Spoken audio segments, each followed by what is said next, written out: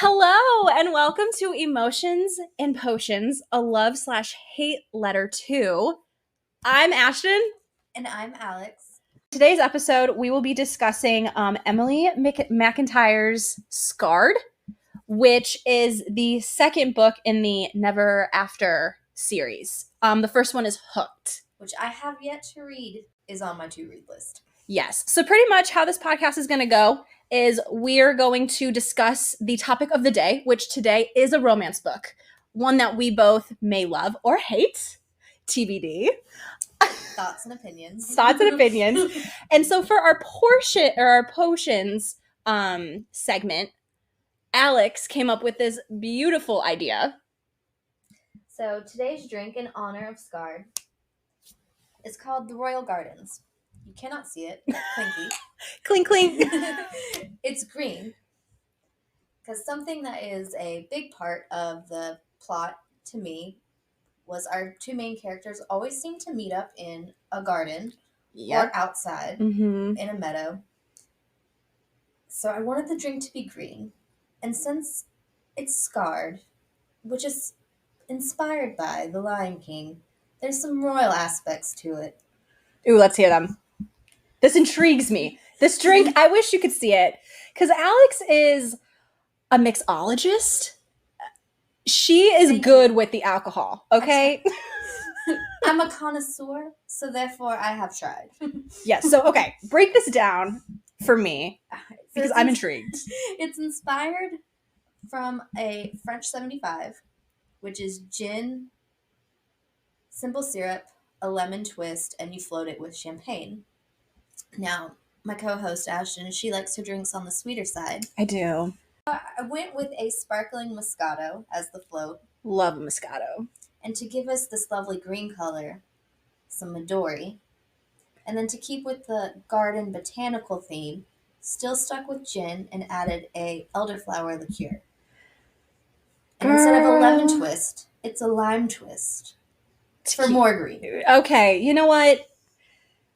Yeah, I have no words. Let's try this. I'm intrigued. Same. I haven't tried it yet. Let's see if it's any good. Let's see. Oh my gosh. I'm not mad at it. Oh my god, that is so good. Yes. Oh, I might be having you make me another one in the middle of this podcast. Well, thankfully, I overpoured in case it was delicious so we could have more. Perfect. Yeah, this is amazing. And I'm not a big drinker, as you know. I'm not a big alcohol person. But I could drink this. This is delicious. Alex, you hit it spot on. The themes, the mixing, chef's kiss. Thank you. I'm ranked 10 out of 10. So we love the potions. Oh, love the potions. Now let's talk about the emotions.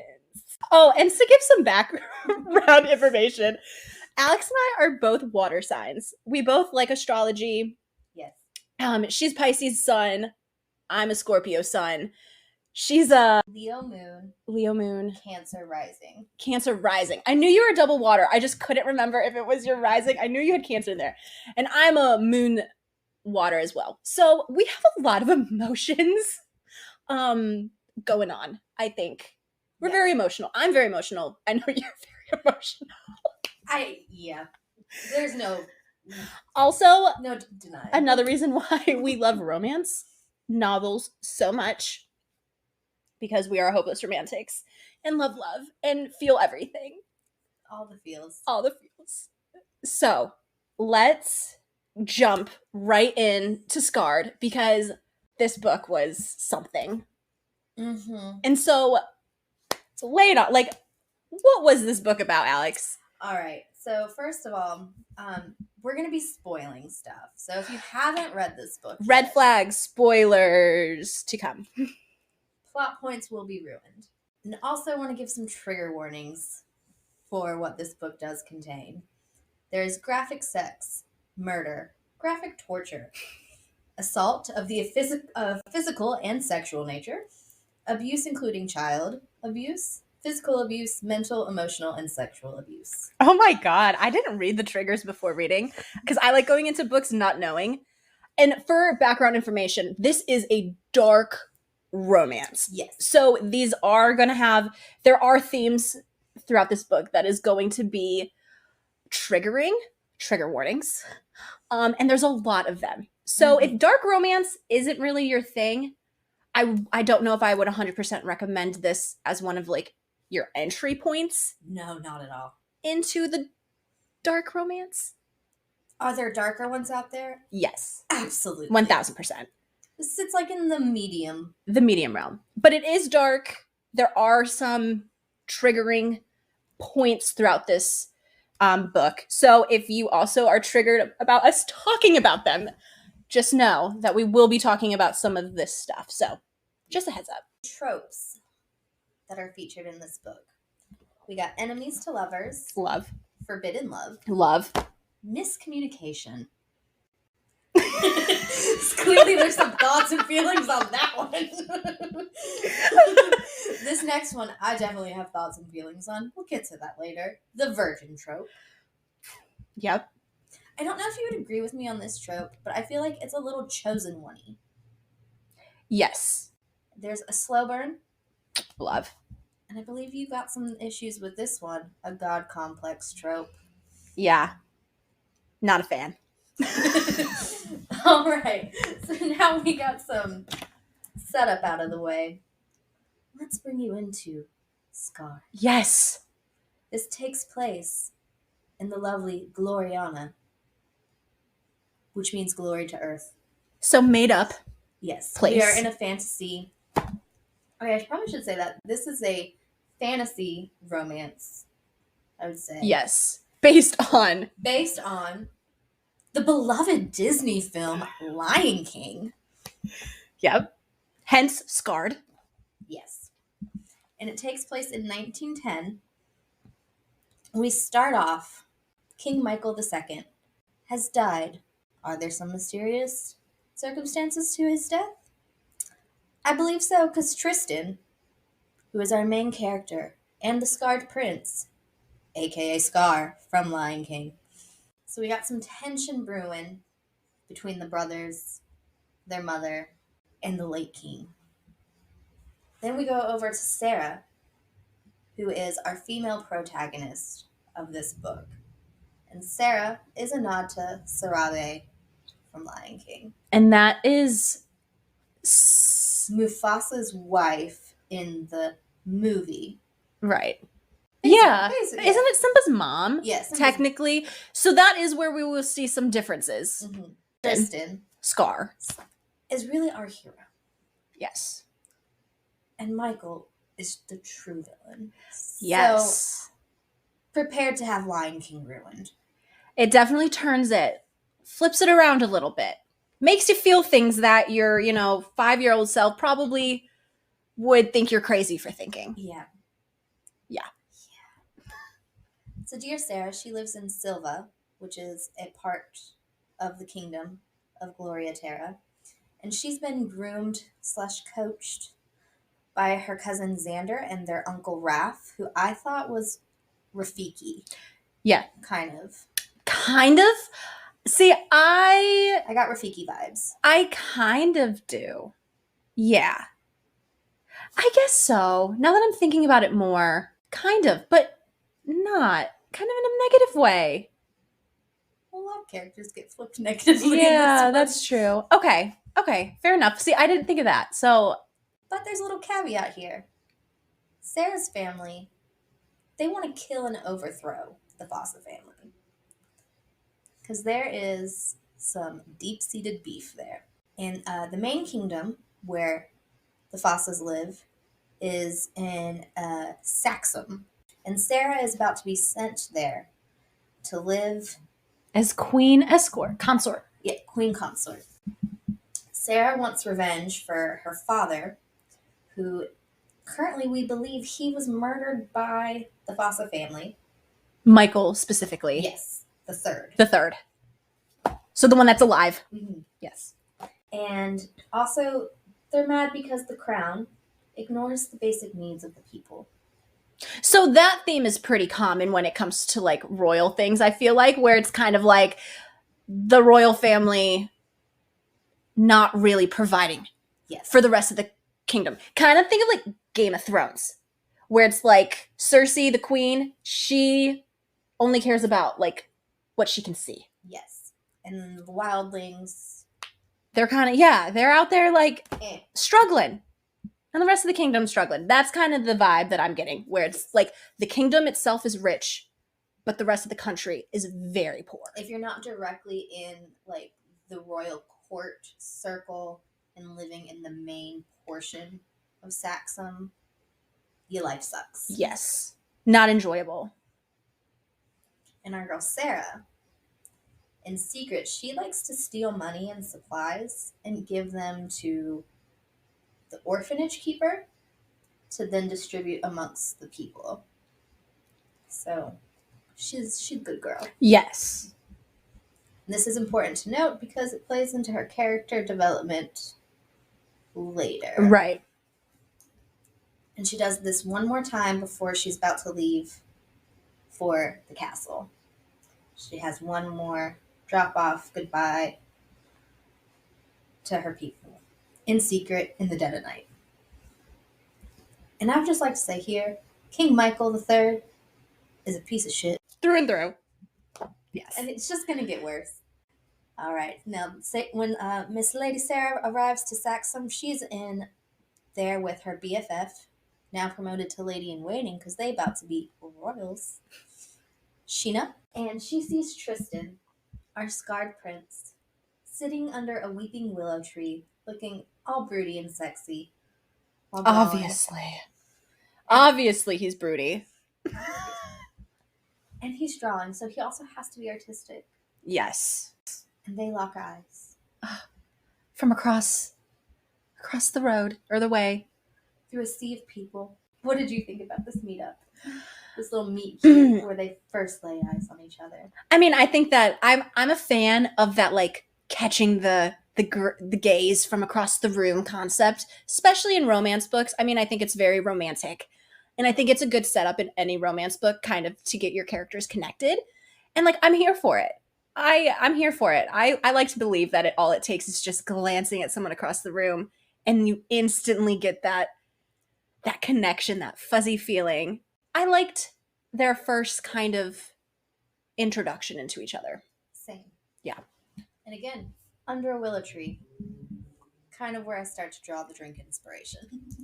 A lot of nature, which makes sense because Lion King was set in, like, they're animals, so they're out in Africa. A lot of nature-y, even in that movie, you know, on the plains and the jungle, stuff like that. So another theme that she kind of brought into the books. Again, just the nods. Sprinkles. Little nugget sprinkles. Fantastic. Get some more information about Tristan.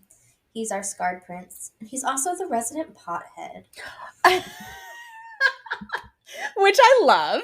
Same. I mean, I don't know what it is, but yeah, I'm here for it. Like, I just feel like it's a great, in this book, for like a coping mechanism with how he copes with everything that's kind of his life, right? I liked that tidbit that she threw in. I was like, okay. So we got the stoner, younger, artistic, bad boy, brooding prince. Yeah. Love to see it. Love to see it. His outward persona, he comes across as a gives no fucks about anything, anyone, especially gives no fucks about being royalty. No. And doesn't give a fuck that people are scared shitless of him. Which he loves. Yeah, he does not care that people will not look at him. I mean, like, people will see him coming and they will look the other way. Avert. If I don't see him, he doesn't see me. Doesn't work that way, people, but do what you gotta do. Our resident bad boy truly has a heart of gold. He deeply cares about the betterment of the kingdom and the people, especially Simon. I love Simon. Same. Everything about Simon, who is Simba. So he is the representation of Simba, and he's still a villain in a way in this book. He's definitely a villain. He is definitely a bad person. He's a bad person with a heart of gold. But he's just so soft and warm towards Simon and would do anything for this little kid. And it's just, oh, It's precious. it's so precious. And our boy Tristan, we start to get some inner monologues and find out that he has a little secret takeover plan of his own. The welcome party does get interrupted by a villager who decides to drop off Lord Reginald's head. Yes, so we're just chilling. It's a gathering in the royal castle, and all of a sudden, a what they call hyena approaches. And hyenas are the group of people who are the poor, the have-nots. Yes, your commoners. And hyena is kind of a derogatory term. Not kind of. It is. It is a derogatory term used by the people of court. Right. And it's always in a negative connotation. They're the homeless, they're the poor, they're the disabled, they're just the working class, the have-nots. And it's another beautiful kind of transition from The Lion King into this book, is that she incorporates, because hyenas play a big role in Lion King. Mm-hmm. And they are Scar's supporters. Right.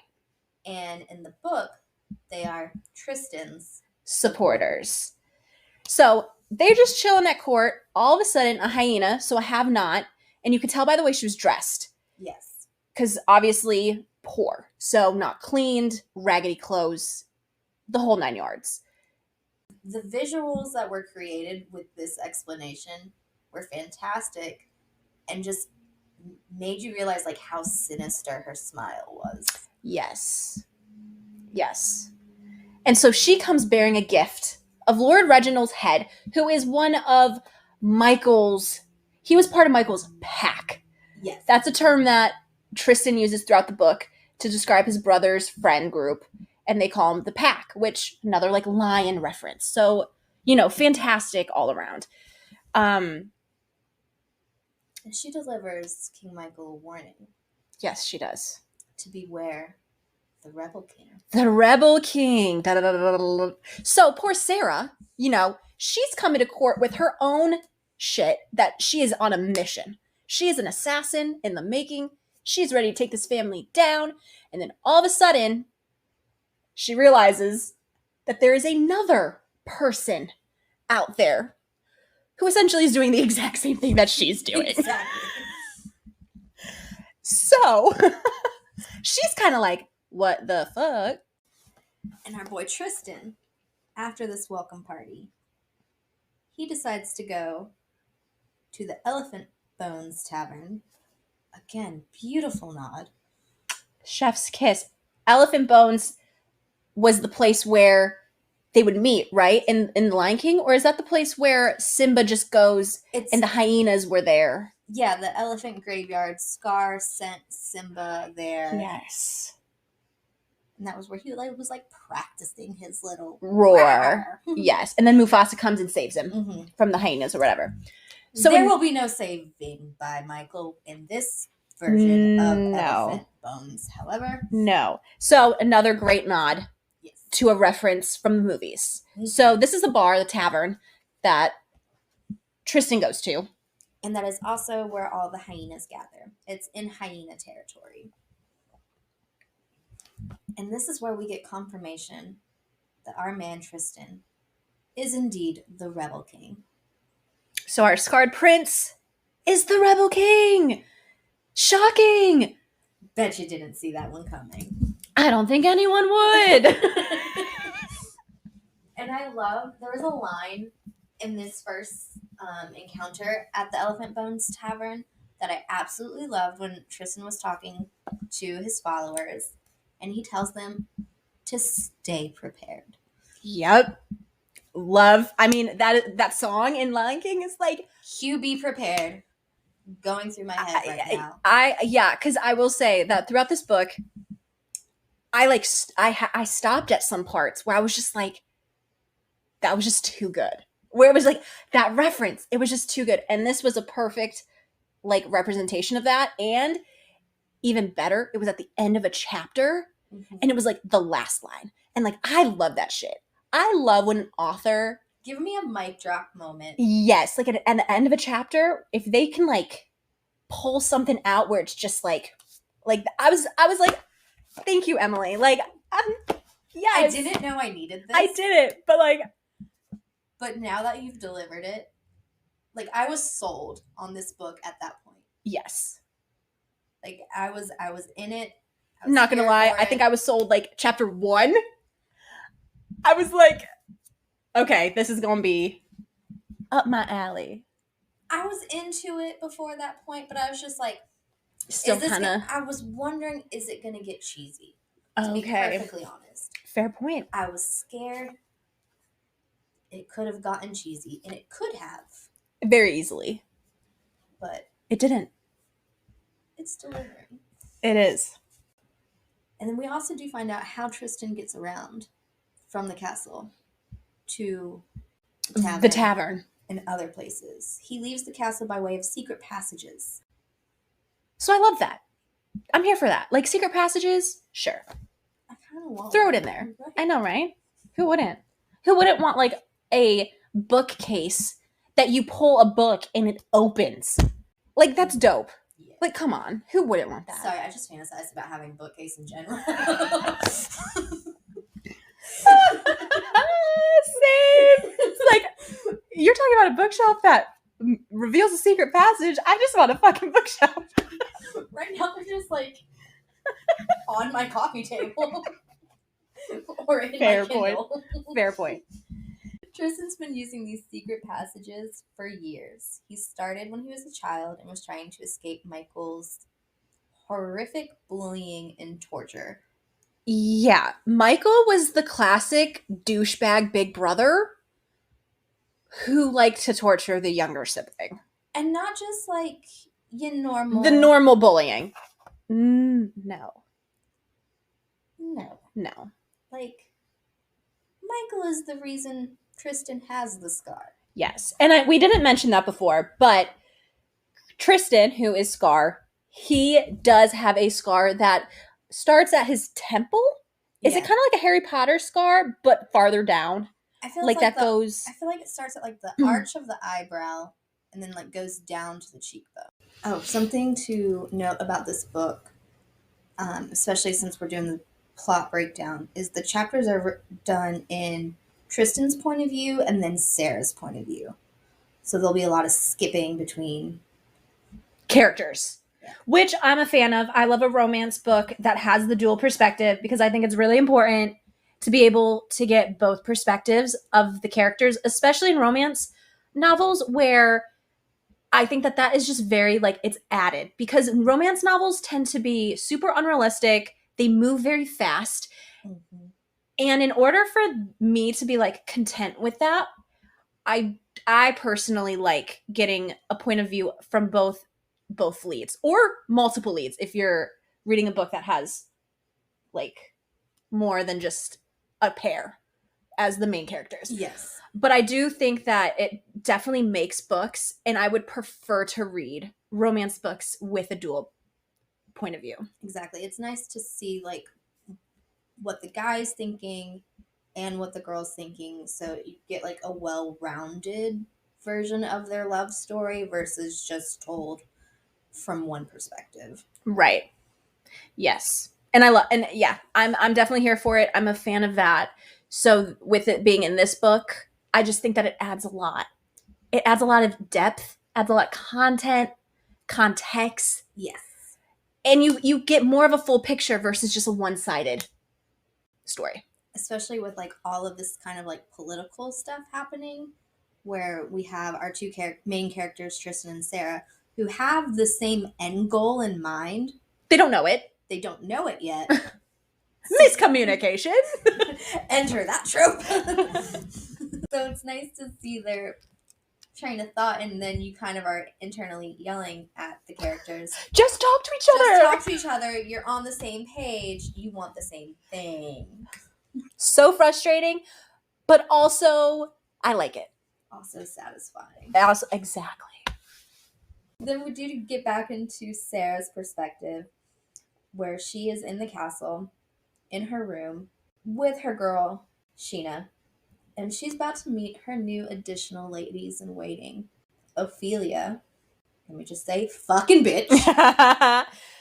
What is it? What's the saying, like, a wolf in sheep's clothing?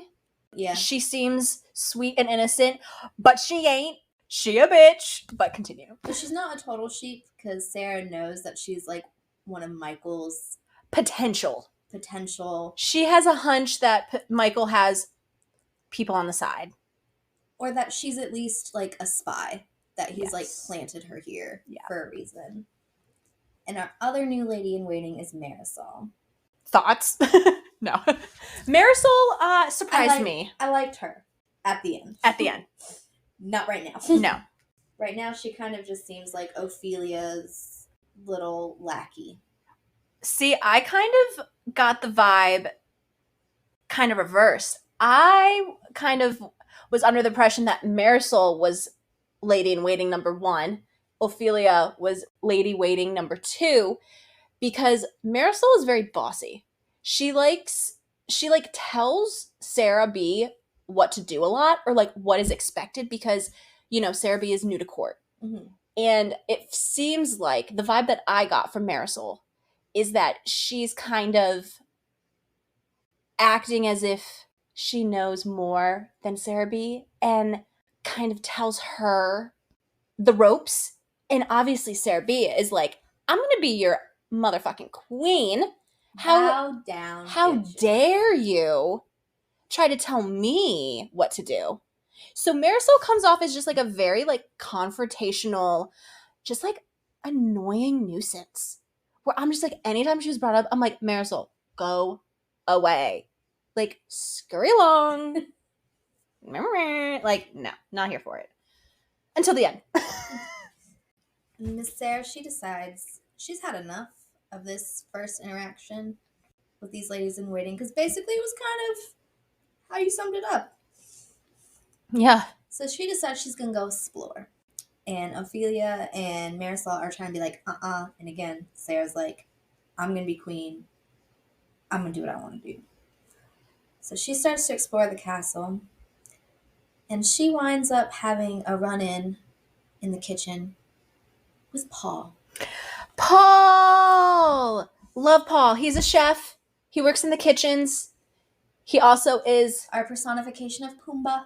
Pumbaa! So he is fantastic. Yeah, all around. Love Paul. He's great. And she also meets Simon in the kitchen. Little Simba, little Simon, is a bastard of Michael. Yes. Obviously, we know that Simon is Simba, so you had to kind of know that Michael is his dad. But he's a bastard. Michael, it was out of wedlock. And with one of the servants in the castle. Right. Who is black. Mm-hmm. So he is mixed. Simon is a mixed baby. Or a mixed, not baby anymore, but a mixed kid who has the eyes of Michael. And I guess something like they talked about in these books. The castle's best kept secret. Yes. Michael has like golden eyes. Yes.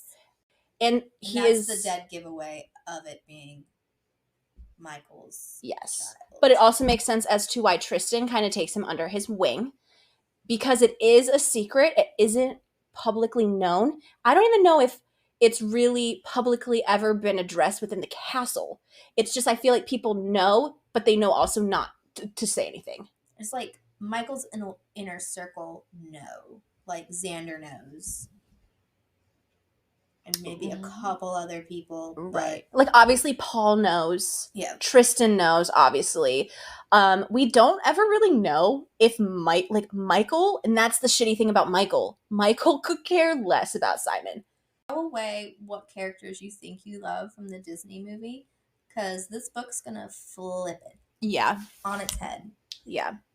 So, Simon, obviously, does not know about Michael. He doesn't know about his dad at all. And he's also teased a lot, which I think that Tristan also can relate, because obviously Michael tortured Tristan. And now Simon's getting tortured. Because he's mixed. Mm-hmm. Because he looks different than everyone else. And it's so sad. I hate to see it. But I like that she added that. Like, I think that kind of twist added value. Yep. So Simon's not like some spoiled prince. No. Because one, he's not being acknowledged, and really he should be a prince. But Right. that's not the case. And it just endears Tristan to him even more. And again, their dynamic together is just so freaking cute. Yeah, and that's one of the things where you start rooting when you read these scenes between Simon and Tristan. Your heart kind of melts a little because Tristan obviously cares a lot about Simon. He really does. And that just adds a lot of like depth to his character where he is a villain. Like, I haven't forgotten that he's a villain.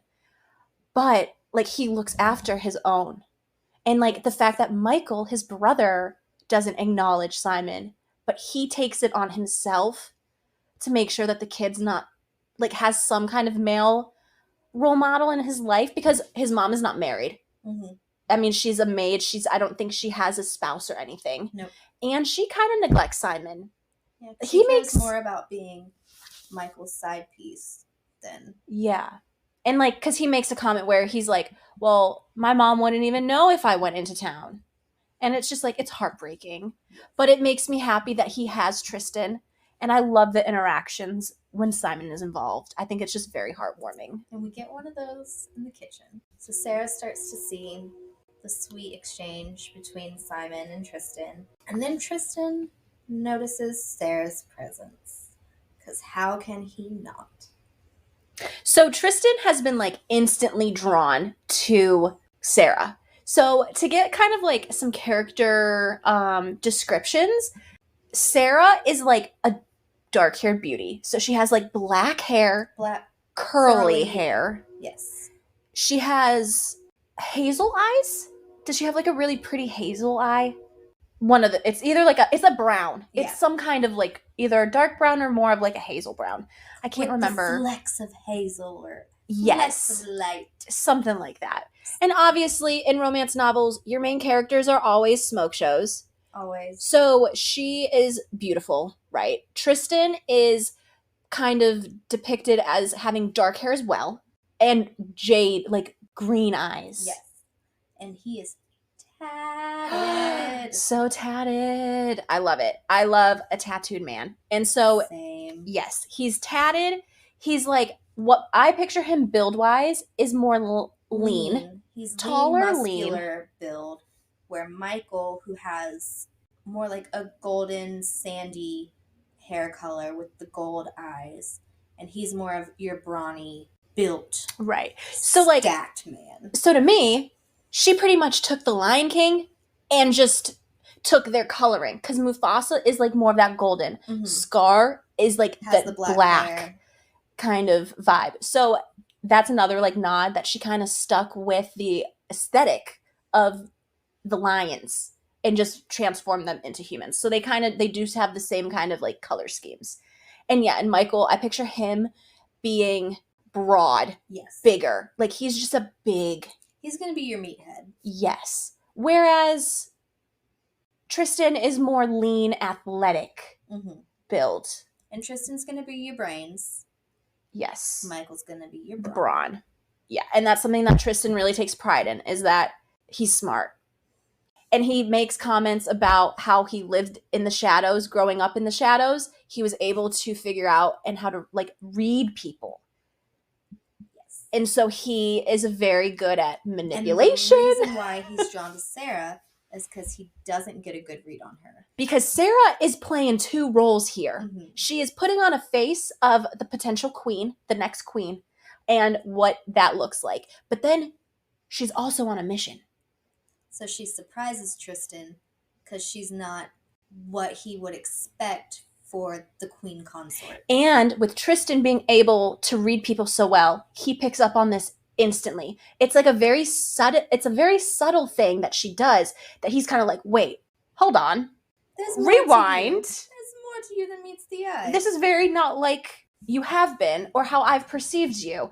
So Tristan is intrigued, and that is kind of what draws, besides Sarah being a very beautiful person.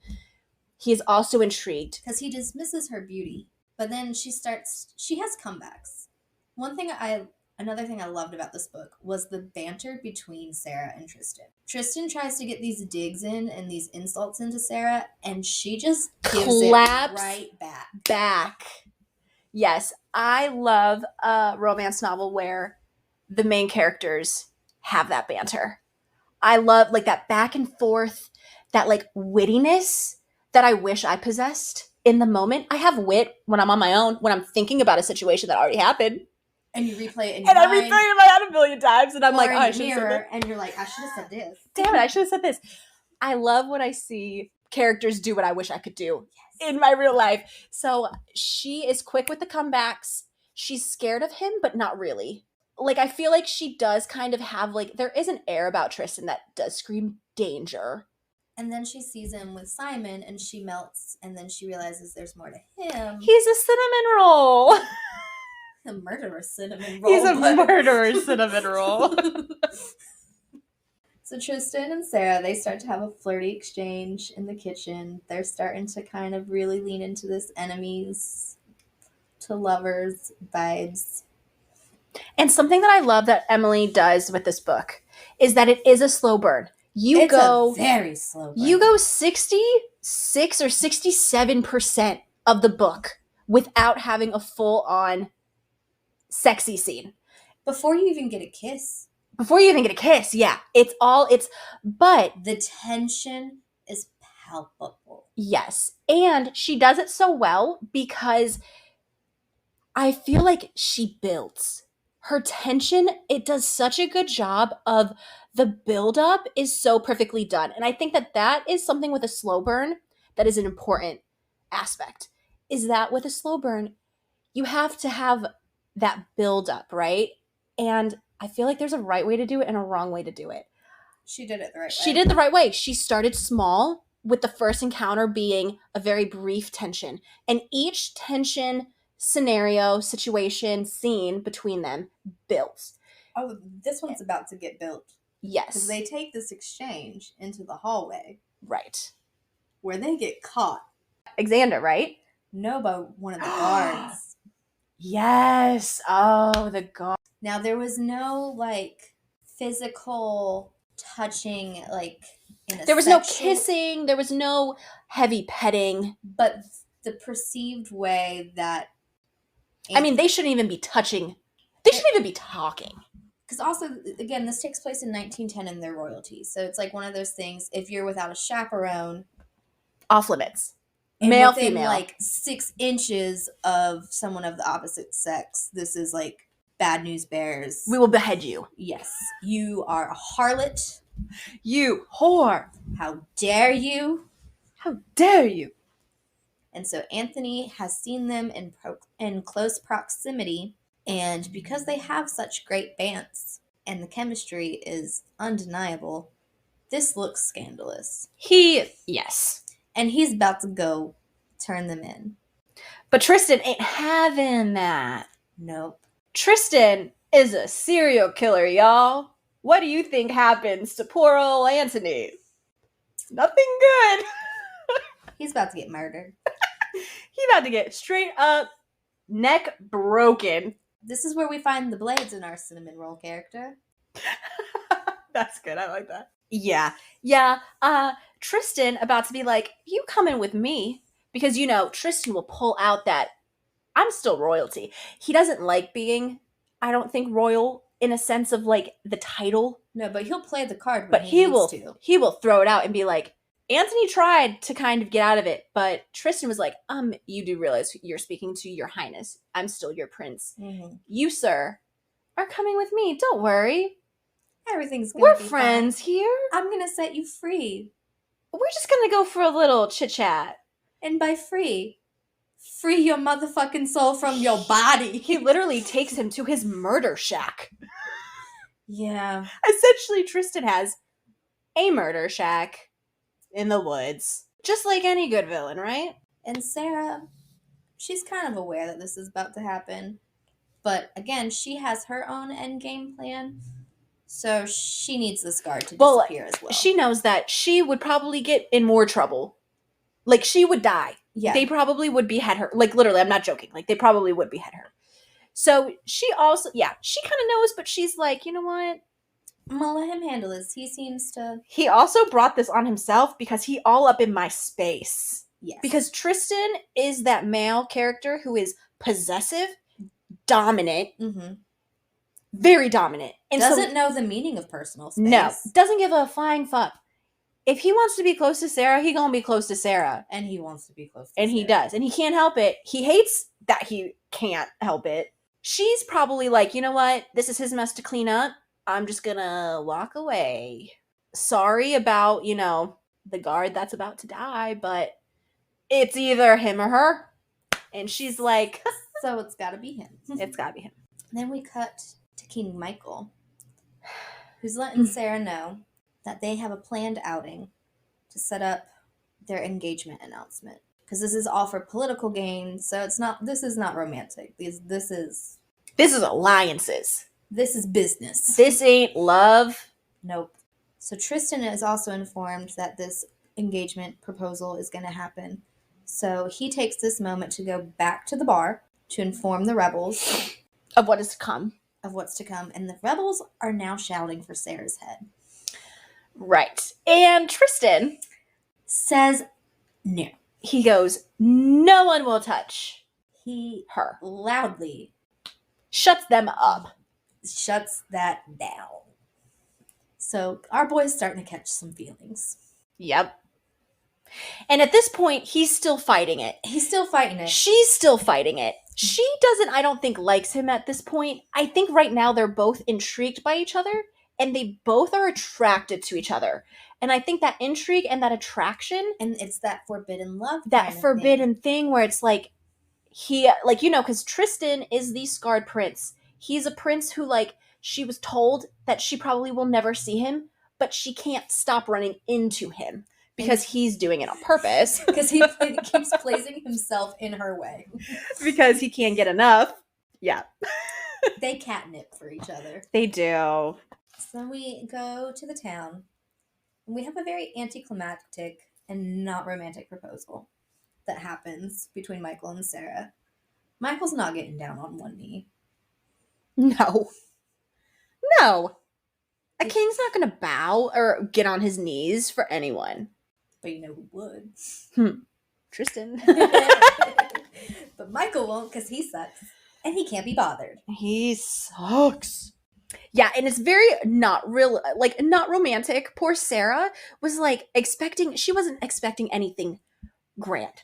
No. But she was expecting more than just him being like, it's official, we are getting engaged. And she's like, where's my ring? Yeah, where's my proposal? I haven't even said yes. Yeah, they have a really lackluster conversation.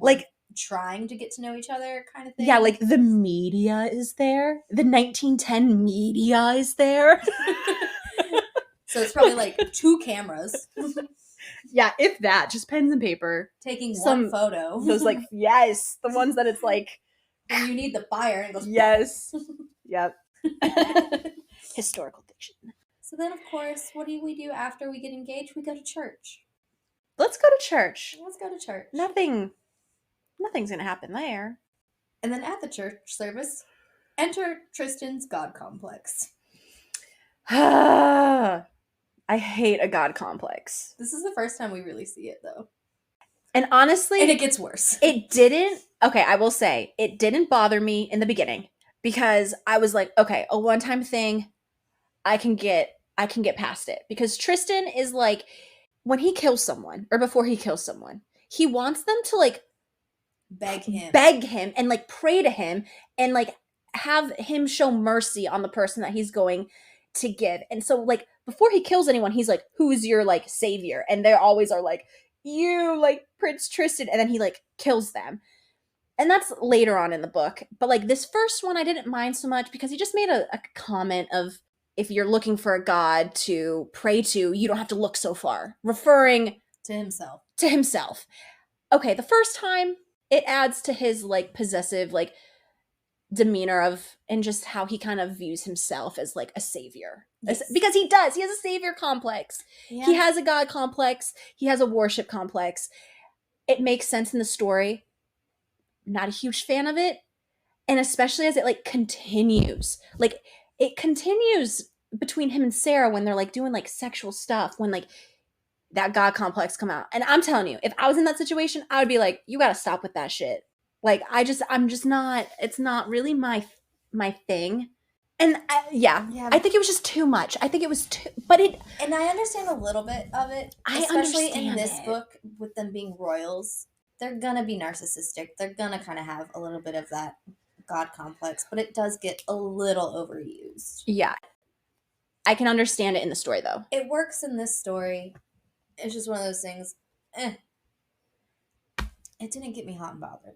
No. I mean, it did in the sense that, like, I am a huge fan of, like, a dominant male character, somebody who is, like, that personification. You're right. I just want it in a different way. And Yes. we'll get to that a little bit later. So our boy and our girl in the church, after we realize his God complex. He loves the innuendos. He loves making her uncomfortable, I think. Yes. So he says things that To may get- not to get a rise out of her. that may not be forward in a sexual manner, but like she knows that he means it exactly how he's portraying it. And he's fighting it. It's like this is his point of view. And he's starting to realize he has a thing for this girl. But he shouldn't. Because he should hate everything about her. Because she's destined to be his brother's bride.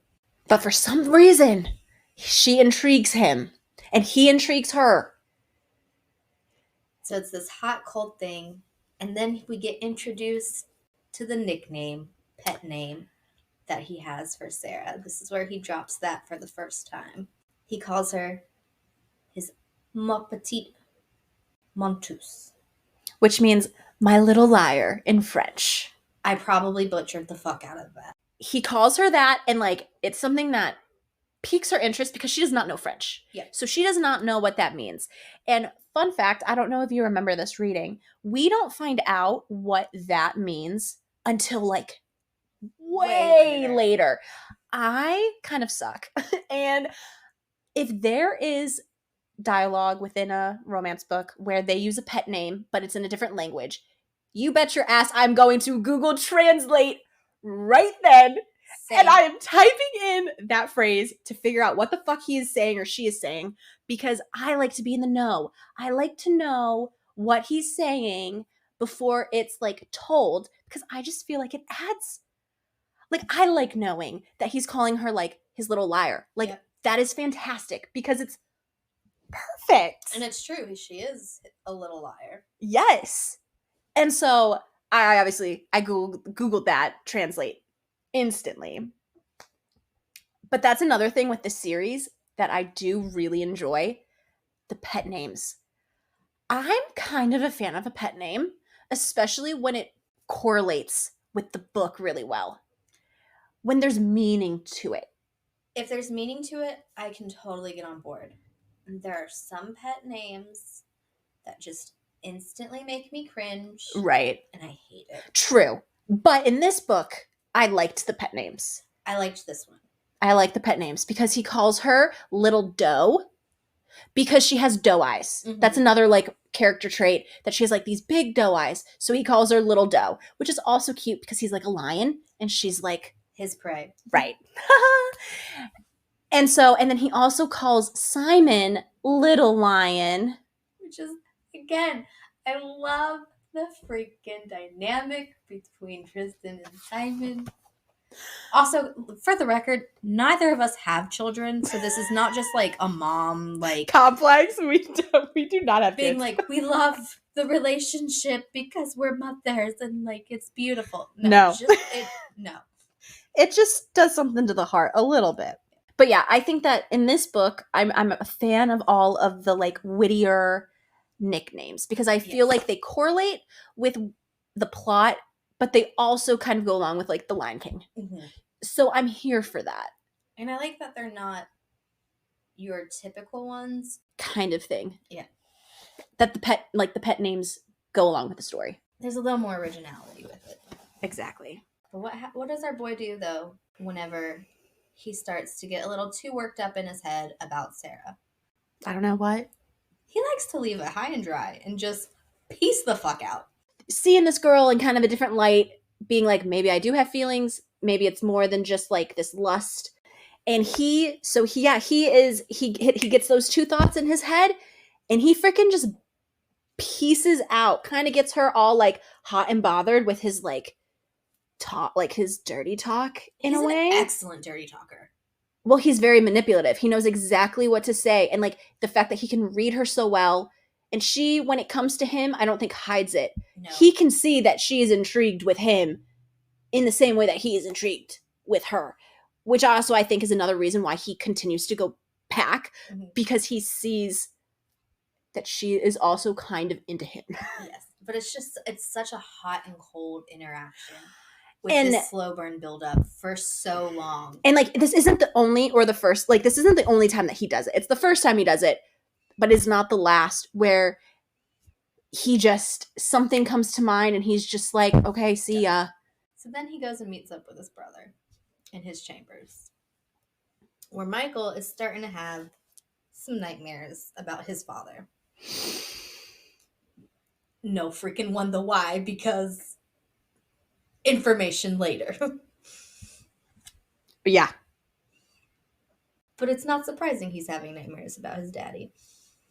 And Tristan sees that his brother is having a hard time. And I think that it goes farther than just the nightmares.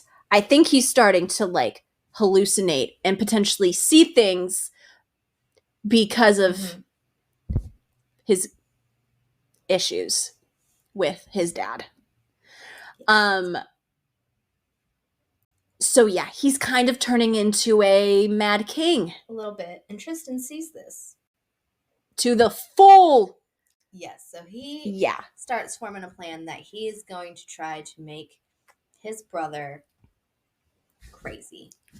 And he's going to feed into this illusion that the ghost of their father is haunting them and like talking to Tristan, because Tristan actually had a good relationship with their father when they were young, which is some of the resentment that Michael has towards Tristan.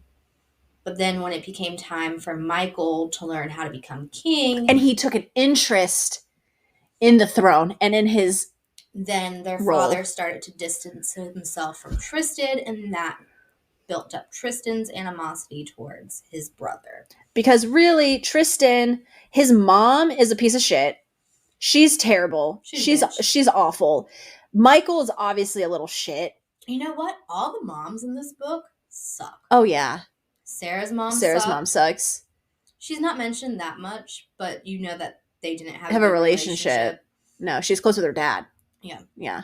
And Michael and Tristan's mom sucks. Simon's mom sucks. That's a common thing, but Disney, like, the moms are always, like, dead. You know what? Didn't put that together, but you are so right. So, like, kind of, like, in line with that, plot. But, yeah, and so Tristan, growing up, his mom sucked. His brother sucked. His dad and him had a really good relationship. Think about, in The Lion King, the scene where Mufasa takes Simba to see the lights, kind of on the Pride, where he's like, someday this will all be yours. Everywhere the light touches. Everywhere the light touches. I pictured that scene with Tristan and his dad, in a sense, because they kind of had a ritual where they would go to the cliffs. And that's where they would have, like, their conversations. And, like, his dad knew, Tristan was always very artistic. He was different. He didn't really, fit in with Michael. They're very different people. And so, like, his dad kind of was that only person in his corner until Michael hit, maybe 15? Yeah, because his dad had to start actually kind of training Michael to take over in his steed. So that really took away from Tristan. And, like, Tristan is 2 years younger than Michael. So if 15, like, he was about 13. And, he's already alone. So now he's, like, really alone. Really alone. And getting abused by his brother and his cronies. Yes, getting the shit beat out of him. To the point where, like, he would run away for days. into his now murder cabin. And no one would really or anything, and that's just really sad. Like it gives you more context though into kind of why he is the way he is. Mm-hmm. And it bonds you more to Tristan. And so while this is happening, Miss Sarah, she decides she wants to go explore the Queen's Garden. And she has a chaperone with her in the form of her new bodyguard, Timothy. Love Timothy! Yes! And who does he represent? He is Timon. And even better, Timothy and Paul are together. They're lovers. So we have a gay couple. And it's Timon and Pumbaa. Like, who didn't think that they were gay? Like, I love to see it. Love it. Love to see it. I'm so here for it. And that's something that I liked that she added. And our girl Sarah, she finds Mr. Tristan drawing on Simon's arm, giving him tattoos as armor. Because Tristan has tattoos. As his armor. And people don't mess with Tristan. Exactly. And Simon wants to be just like him. Like, how can you not just ship their relationship? It is so pure. Tristan's also doing this to make Simon happy because he just got bullied. He just got beat up. So he's feeling not good about himself. So Tristan is like giving him a pep talk and like putting confidence back in him, building up our little lion. And what he draws is really cool. It's almost like what I was picturing it. It's almost like it looks like your skin is being ripped open, and in the background is a lion. Is emerging from the rips. So like that's a pretty common like tattoo. I've seen tattoos where it's like the rips with like things. So like I can picture that pretty well. But yeah, so that is what he's drawing on little Simon's arm. Yes. And in my opinion, I think this is the point where Sarah starts to really fall for Tristan.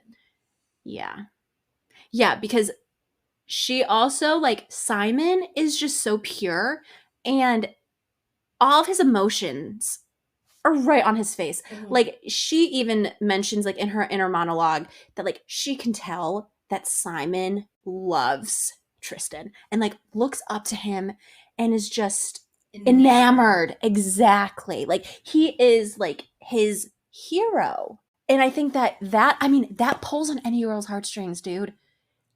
Whether it be real or in romance books. Like, who wouldn't? If I saw that shit, I would be like, I don't care you're a murderer. Melt. Maybe. I mean, not really. I would care if someone was a murderer. But, like, you get what I'm saying. And then we get a ball dropped on us. And by ball, I mean a ball. Like, it's time for Sarah to host a ball, per Michael's request. Yes. And to announce, to kind of like celebrate their engagement. Yeah, like it's a feast, and then followed by a ball for the royal court. So this is necessary. Sarah understands it's necessary, but she's a little overwhelmed by it.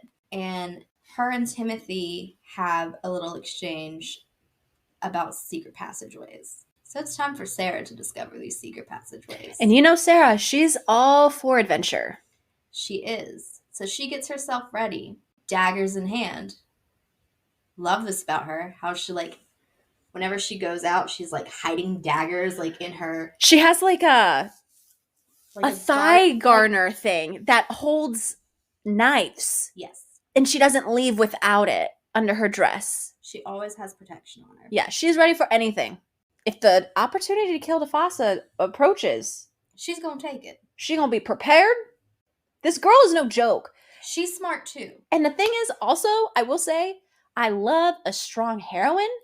I love a strong female lead. Yes, we do not get damsel in distress vibes with Sarah. No. She can take care of herself. She's strong. She's independent. She gets shit done. I love to see that. She still has an emotional vulnerability, which I appreciate.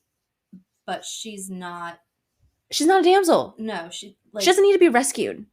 You know, she can hold her own. And I love to see that. And I think that it complements Tristan, because Tristan could not be with a damsel. No. Like, he needs someone who is going to put him in his place. And who challenges him. Who he sees as an equal, not as someone below him. He doesn't, Michael probably, that's what he wants. He wants a wife who is a wife in title only. And he doesn't want a partner. Yeah, Michael wants someone he could walk all over because he's going to cheat. And a little insight into this too. In the prologue, Michael makes a comment where he is like, when he becomes king, he says, I don't want to be married. I don't understand why I have to have a wife. We have a queen, his mom. Mm-hmm. She's technically still a queen. The queen mother. And he's very against it because he's a hoe. He likes fucking around and he doesn't want to be tied down. But the monarch kind of overrules that because of tradition. So Michael doesn't care about a wife. He isn't looking for an equal. But Tristan is. Mm-hmm. And that, Sarah meshes very well with that. She does. And Sarah does find these secret passages. Guess who she runs into in these secret passages? Could it be Tristan? Ding, ding, ding. We have a winner. Shocking that they were to run into each other in the dead of night at 3 a.m. in these secret tunnels. And where was he coming from? Elephant Bones Tavern. The Elephant Bones Tavern. He had just given a little spiel. He was rallying the troops. And he runs into Sarah. In a place where she's not supposed to be. Right. And what does he do? He pins her against a wall. So before that, something that I love about this scene is that... I love this whole scene. This is a good scene. He senses her, right? Yes. He doesn't see. She's kind of hiding because she heard someone coming. So she kind of is hiding. But Tristan knows someone's there. He doesn't know it's her, but he knows someone's there. So he kind of is like, if you don't come out, I'm going to have to chase you.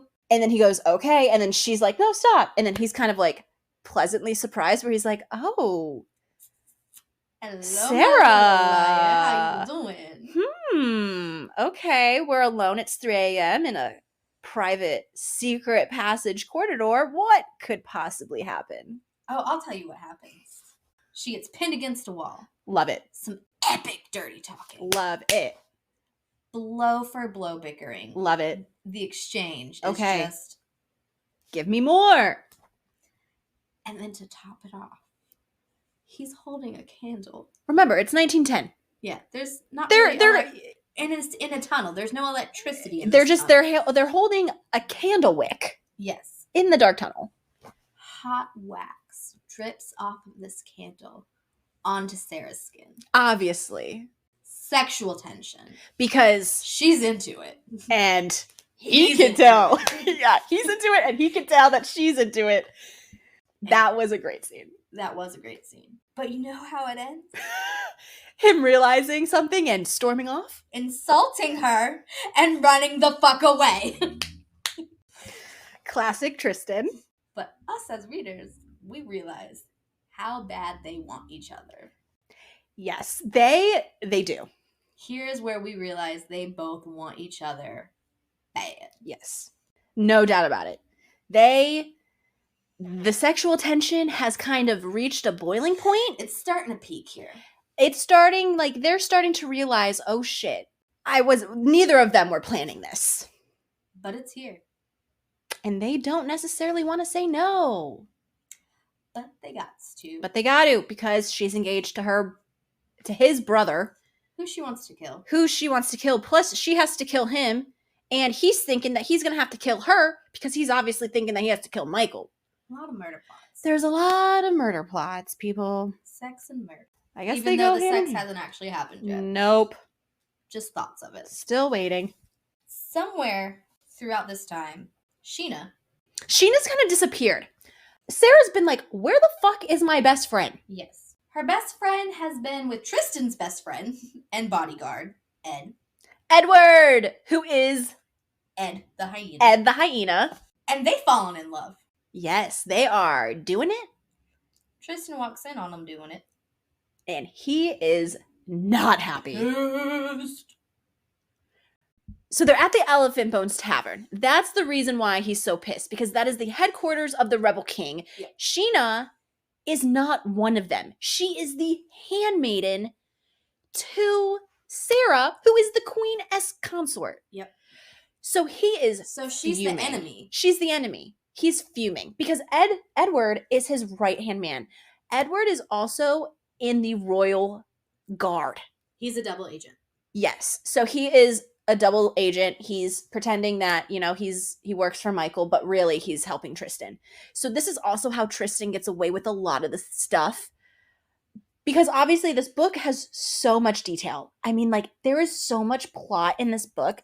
It's impossible to talk about every plot point throughout this book. So if you're going to read it, like, we spoil a lot, but there's still a lot of stuff that we haven't, like, touched on. Yeah.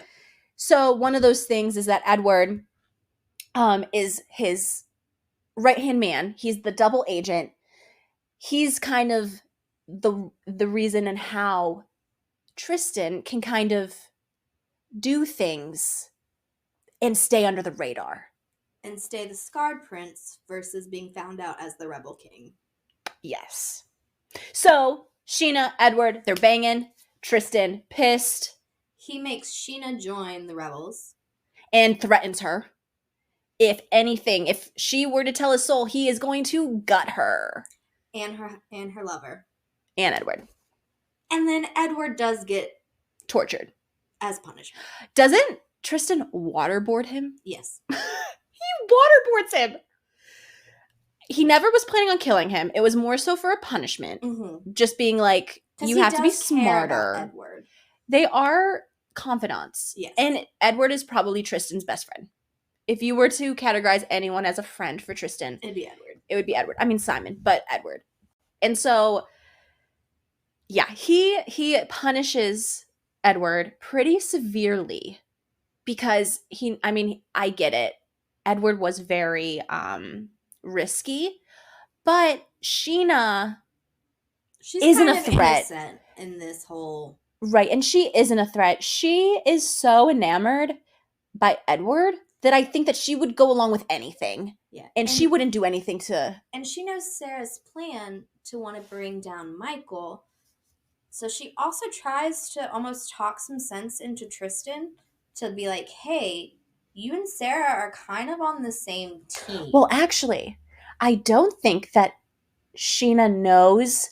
A little bit. Not fully. Not fully, because there are things that she doesn't tell because But she knows that Sarah hates the Fossa family.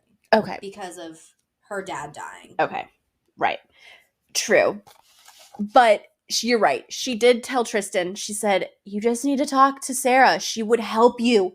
She would be on your side. And he refuses to acknowledge that. He refuses to think that Sarah would. Is smart. Yeah, like would. But the thing is, they are on the same side. Like she wants, because her kingdom, where she's from within the kingdom, is very poor. The whole reason why her dad left to go to the kingdom was to beg for some more support because their village or their town or whatever was suffering. Yeah, when Michael III came into power is when they really started to suffer. Like, things were cool under Michael II. Michael III fucked shit up. Right, because he's not smart. And he doesn't care. He doesn't care. He only cares about himself. He doesn't like to be around common people. He is just very... out of sight, out of mind for him. Yeah, he thinks that he's the be-all, end-all, and, like, that's that. And anyone lower than him doesn't exist. So he's just a really shitty king. Person. Through and through. Now we get a time jump. A little time jump, okay. A little time jump. A month down the line, we're getting closer to our time for the ball. And Sarah has pawned the ball planning off on Ophelia and Marisol. She doesn't have interest in that. She doesn't have the time. She doesn't care. No, she's got to figure out her game plan. She has her own mission. And we go back to Tristan's point of view, and he is currently confronting his mother about his father's death. And you can tell here, like, it solidifies that there is no love lost between the two of them. No, she's terrible. She fakes feeling sorry about the king's death, her husband's death. She fake cries. She fakes feeling bad. She fakes feeling remorse. She fakes just being every emotion that comes around with, like, grief. Because she doesn't care. She spends all of her time in their cottage house somewhere. Like, away from the kingdom. Yeah. And, like, Tristan even makes the comment saying that, like, his mom wanted to be queen. She didn't want to be a mom. She birthed them because, obviously, Michael II needed heirs in a royal setting. Probably very not motherly at all. Kind of fits with the whole royal family dynamic thing that we... Yeah. Like we said, shitty moms. And then Sarah has to meet Queen Mother Dearest. Okay, this scene, I just, like, love Sarah even more after this. And Tristan is trying to be nice and, like, warn Sarah about his mom. Right, because Tristan is there, because he's in her quarters, and Sarah has a meeting to meet her for the first time. So she can get the stamp of approval from the Queen Mother to marry Michael. And so obviously, like, Tristan is kind of at his wit's end with his mom, and he's about to leave. But then Sarah shows up and he goes, ha-ha! I'm gonna stick around for this one. He said, never freaking mind. I am gonna watch this train wreck. Yes. And the Queen Mother does try to throw some digs and jabs at Sarah, but you know what? Sarah can meet the Queen and hold her own against her. So she gives it right back. What I loved about this scene was that it's in Sarah's point of view. So you get her inner monologue when the Queen is saying these nasty things on purpose, right? Like, the Queen is trying. And they're low blows. They're low blows. I mean, she talks about how she's an orphan because her dad died. Like, she's like, how are you expected as an orphan with no father to be a successful queen or something like that? And, like, Sarah, I like how in her inner monologue, like, it does hit her, where when she's thinking about, like, when the Queen is saying these things, internally, she's, like, flinching. She's like, ow, like, what the fuck is wrong with her? But on the outside, like, she is coming back harder. Tristan likes it too. Right, because Tristan's like, you're giving my mom hell. Like, you're giving her a taste of her own medicine. I want to wife you up right now, have my babies. Like, let's go. Give it to me. Give it to me. And so I love this scene because I think that Sarah, her wittiness, her sharpness, her quickness, just she's smart to come up with some of the things that she kind of throws back at the Queen Mother. It's just beautiful. It is. It's fantastic. It's so great. And then we move from this lovely, awkward lunch encounter to the whole ass family dinner the night before the ball. Yes. And Tristan would normally miss these, but he ain't missing this one. So another thing with Tristan is that up until the point that Sarah comes, he never goes to things that are in court. He never goes to things that the court is holding. But since Sarah showed up, he's at every single one. And he likes to make an entrance. Yeah, he likes to make an entrance. Yeah. And he does. He does. So Sarah is sitting near Michael and next to their cousin. Tristan walks in late, brings a chair, and situates himself next to Sarah. No Makes fucks. His cousin move down. No fucks. He's like, this is my girl. And then he slides his hand right up her thigh. And feels them knives. At the dinner table, as she is literally sitting in between Tristan and Michael. In front of all of their guests. And doesn't she start to caress him a little bit? Oh, yeah. She starts to get a feel of that outline. Yep. So, like, he moves up her thigh. He feels her blades. He laughs because he's like, my little liar, my little doe. Like, okay, I'm here for this. And then doe brought weapons. Right. And then kind of, like, reaches her panties.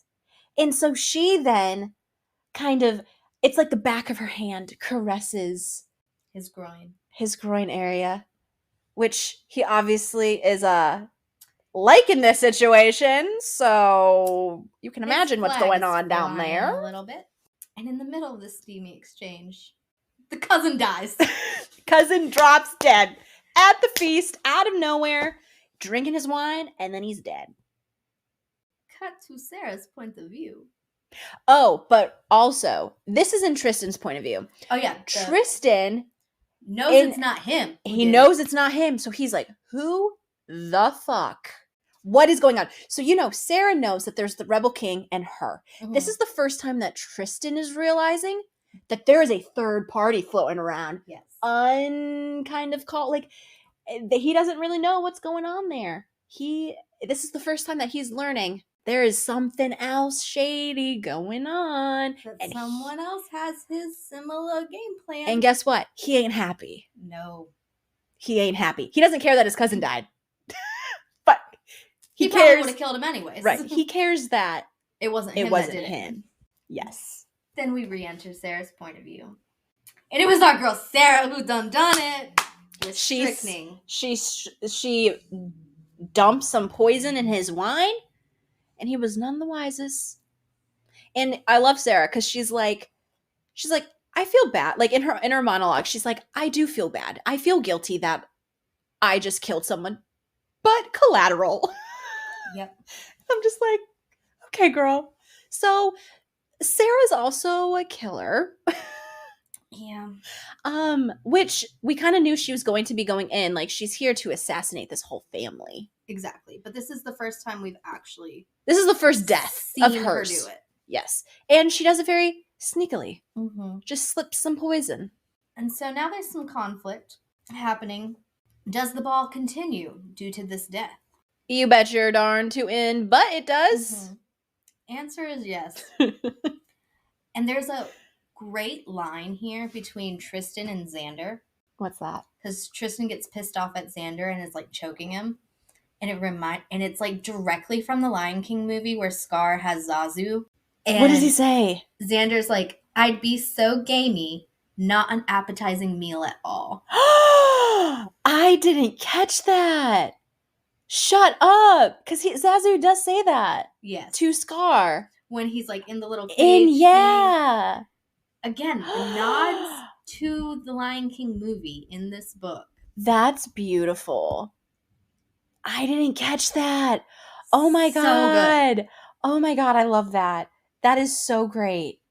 Yes. Okay, sorry. I'm processing this because I did not catch that. And I'm so glad you did because that is fantastic. Yeah, when I was reading it, that was like one of the things I had to highlight because I was just like, that's beautiful. Well done. Thank you, Emily. Well done. So yes, the ball is going to continue. Fuck the murder. Let's dance. I think there's a little intermission.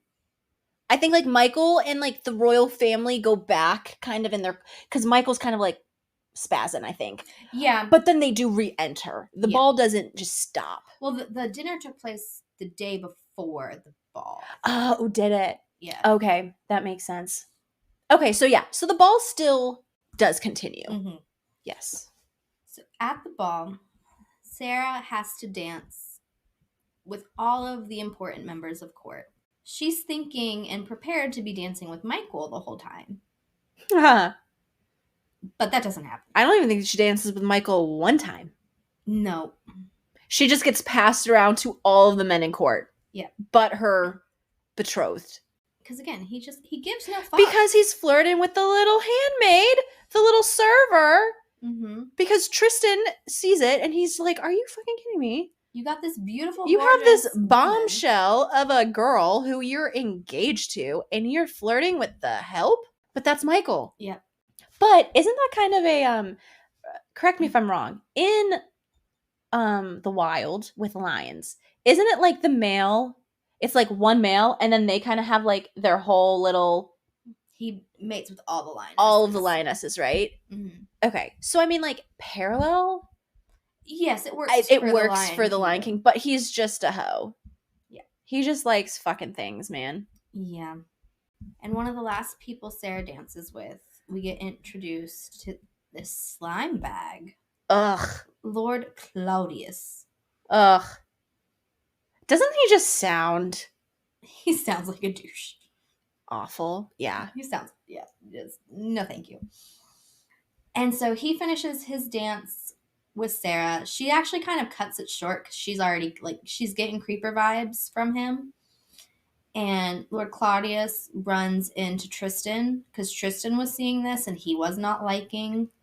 Oh, yeah. Because Lord Claudius and Tristan have a interaction They have beef. before. And they kind of like, Tristan is kind of coming at Claudius. He's kind of giving him hell because Lord Claudius is also, I think, part of Michael's pack. Yes. So they do not get along. So Tristan already doesn't like this guy. Then he's like getting real handsy with her, real close to her. He can tell that she's uncomfortable. So he goes to try to step in, but Sarah takes care of it because Sarah, again, is not a damsel in distress.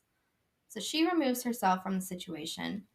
Claudius and Tristan start talking, and Claudius starts making little nasty comments about how attractive he finds Sarah and how he wants to tap that. No. Tristan ain't having it. Wrong thing to say. Sarah goes to the bathroom. Yeah, she leaves the ballroom to go to the bathroom. Her poor feet, she's been dancing in heels all night. And not even with the person that she thought and should be dancing with. So she needs a break, she needs a breather. And he attempts to sexually assault Sarah. No, sir. Not a fan of that. And Tristan ain't a fan of it either. No. And he ain't having it because he follows as well. But Sarah defends herself. Yes. And whips out that knife. Whips it out and like nicks his throat. She said, "Don't fuck with me." Mm-hmm. So she kind of like, he's kind of like all up on her. He has her pressed against a wall. He's like tearing at her dress. He rips the dress like towards the bottom. Like he's full on trying to sexually assault her. Like he is full on about to do something that he should not be doing to anyone who doesn't want it. Yeah. And so she like she kind of like pretends like she plays dead almost, where she stops fighting. So she can get to her knife. So she lets him think that she isn't going to fight, and then she's able to reach for her knife, pulls it out, and is able to escape and heads back to the ball.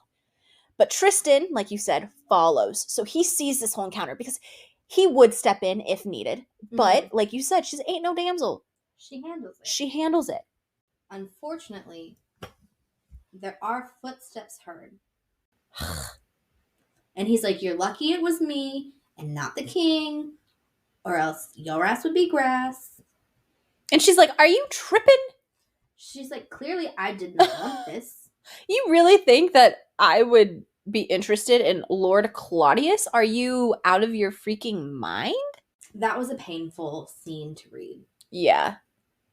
Yeah, because it's like, it's the whole blaming the victim. Yes. That it's their fault that someone else... She was asking for it. By walking to the bathroom. And her dress. Yeah. Yeah, and that, I never really liked Xander. No. Even from the get, I was like, I don't think that he has the best interest, which kind of makes me sad that his representation is Zazu, because that's not really Zazu's whole thing. Like, I feel like Zazu actually is a caring character in The Lion King. Mm-hmm.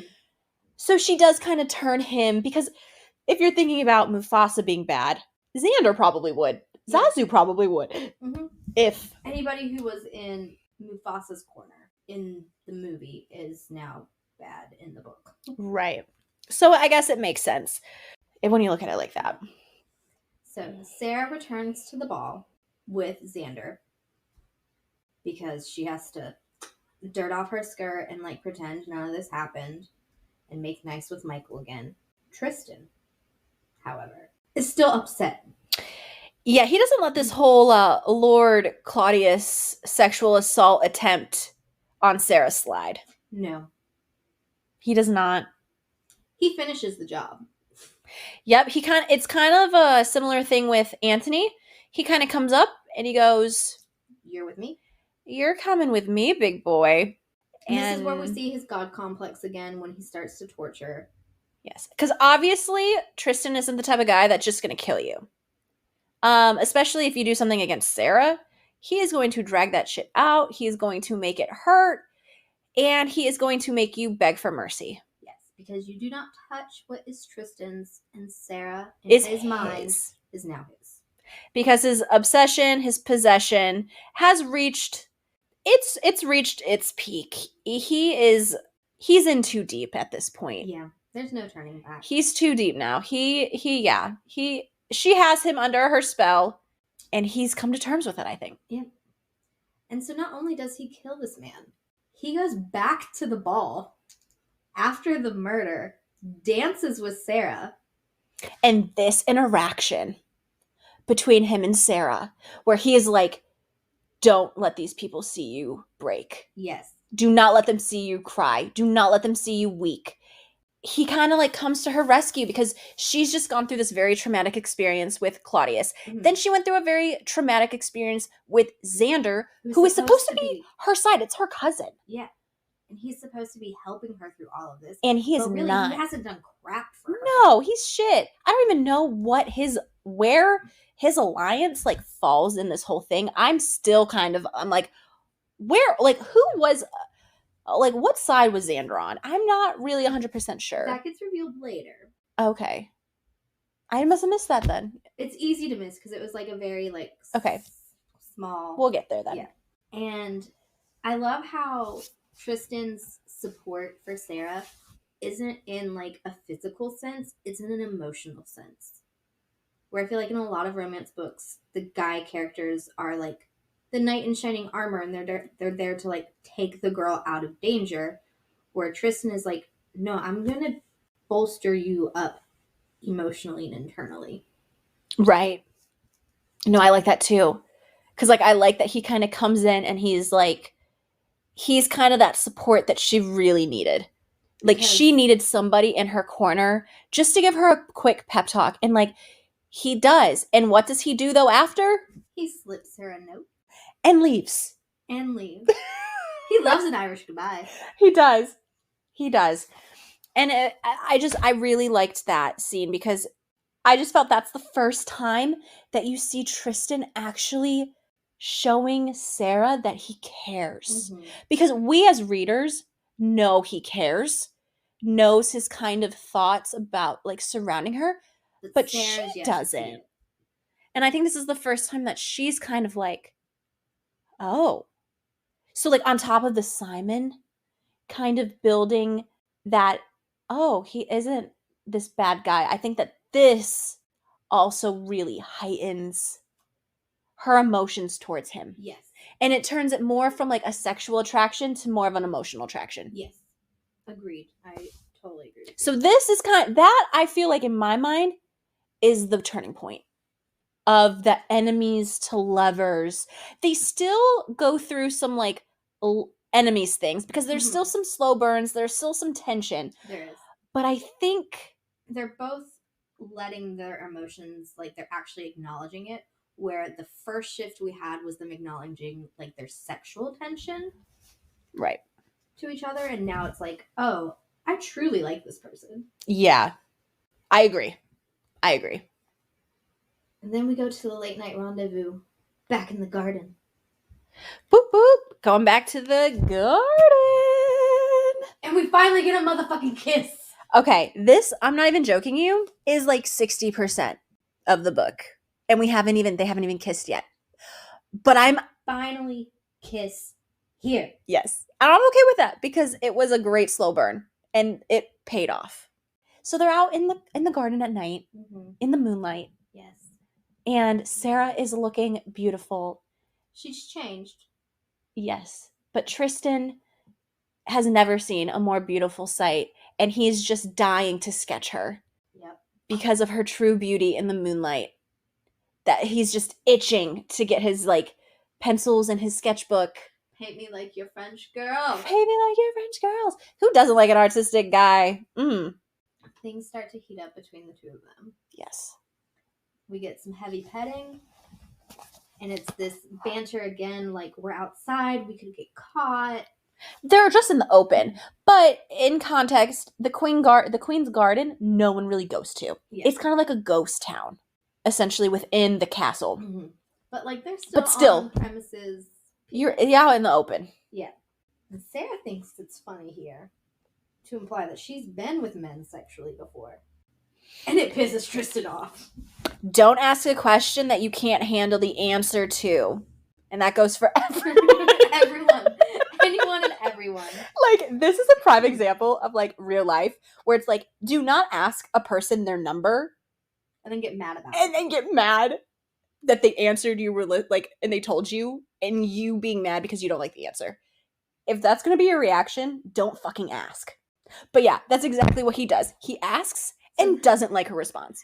So then he starts pressing her, and he wants names. Yes. Because he wants to He kill said, them. who? Give me their names so I can track them down and slaughter them, Yep. essentially. So he wants to murder anybody who has ever touched her. Possessive much? And the real toxicity here is that Sarah, low-key, loves the fact And I'm also here for it. that he's willing. Like, it turns her on. It did me too. I mean, who wouldn't want a guy to be like, I would kill for you? Like, what? Like, please don't actually. I mean, don't. But, like, be like, oh my god, what? That's dope. Yep. Yes. So, he gets a little jealous. More than A little threatening to her ex-lovers. And then they part again. Because it always ends in a parting. Because he's pissed? Mm-hmm. Yeah. And also she's being summoned. Oh, by Michael? Yeah. Okay. Yep. Because Xander got kidnapped at the ball. Yes. So Xander is now missing. Missing in action. MIA. So it's confrontation time with Sarah, Tristan, Michael, and Sarah's uncle came into town for the ball. Surprising her.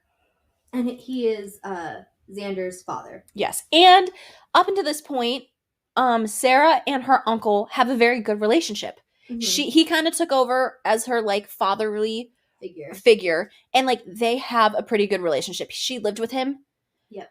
After her dad's passing, so, like, they're very close until she gets to the castle, and then Xander kind of keeps her away from him, like contacting yes him. So this is the first time that she's had an interaction with her uncle since she left her hometown. And so they start talking about Xander being kidnapped. It's the rebels who kidnapped Xander. And Sarah is finally, like, realizing her family is kind of suspicious. Don't be suspicious. Don't be suspicious. And she's realizing they've been playing her for, like, their own sort of political game. A bomb gets dropped on Sarah, and she finds out that her father was not killed by Michael, but by the rebels, and it's the Rebel King's fault her dad is dead. Dun, dun, dun. Plot twist. So this has been a lot. It's been a lot. And we're like halfway. Yeah. Halfway done. About that. So we're going to make this a two-parter. A two-parter. We're going to make this a two-parter. Because there's a lot to dissect with this book. It's just so much. So stick around for part 2. Come back. Where we will be finishing up the plot, and we'll also be kind of going into other fun segments, including a casting call of who we would cast for the main characters, Sarah, Michael, and Tristan. Our favorite scenes, tension scenes, sex scenes. And just some more bants with us. Bants with Alex and Ash, who can't ask for more. So that second part will be coming soon. So stay posted.